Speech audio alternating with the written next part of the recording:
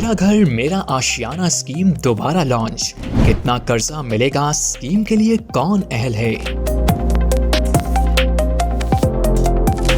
وزیر اعظم کی میرا گھر میرا آشیانہ اسکیم دوبارہ آ گئی۔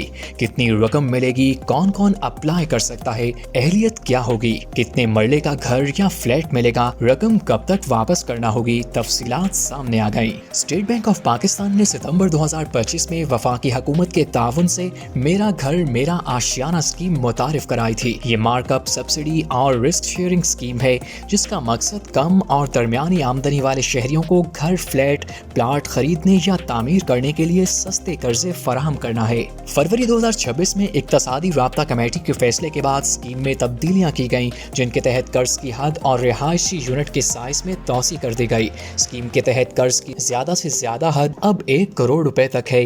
پہلے 10 سال تک حکومت مارک اپ سبسڈی دے گی، جس کے نتیجے میں صارفین کو فلیٹ 5% ریٹ ادا کرنا ہوگا۔ 10 سال کے بعد بینک 3% قائبہ اور اگلے 10 سال کے لیے قسط میں اضافی لگائے گا۔ اسکیم میں کوئی پروسیسنگ فیس یا قبل از وقت ادائیگی نہیں۔ حکومت بینکوں کے پورٹ فولیو کے پہلے نقصان پر 10% رسک شیئر کرے گی۔ اس سے پہلے اسکیم کے تحت 20 سے 35 لاکھ روپے گھر کی تعمیر کے لیے دیے جا رہے تھے، جو اب بڑھا دیے گئے۔ اسکیم کے تحت گھر کی خریداری، فلیٹ کی خریداری، اپنے پلاٹ پر تعمیر اور پلاٹ خرید کر تعمیر کے لیے فائنینسنگ حاصل کی جا سکتی ہے۔ اہل یونٹس اب 10 مرلہ تک کے گھر اور 1500 مربع فٹ تک کے فلیٹ شامل ہیں۔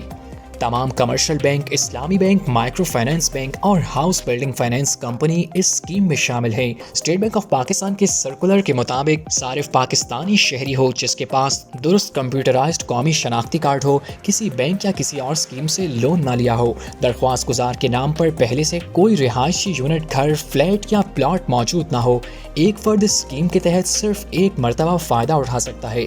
سرکاری ملازمین یا پرائیویٹ ملازمین بھی اس اسکیم سے فائدہ اٹھانے کے لیے اہل ہیں۔ اسکیم میں آمدنی کی کوئی مخصوص حد یا عمر کی پابندی نہیں بتائی گئی۔ اہل افراد بینکوں میں درخواست دے سکتے ہیں، جہاں دستاویزات کی تصدیق کے بعد قرض منظور کیا جائے گا۔ ماہرین کہتے ہیں کہ نئی اسکیم پرانی سے بہتر اور عوام کے لیے زیادہ لچکدار ورژن ہے۔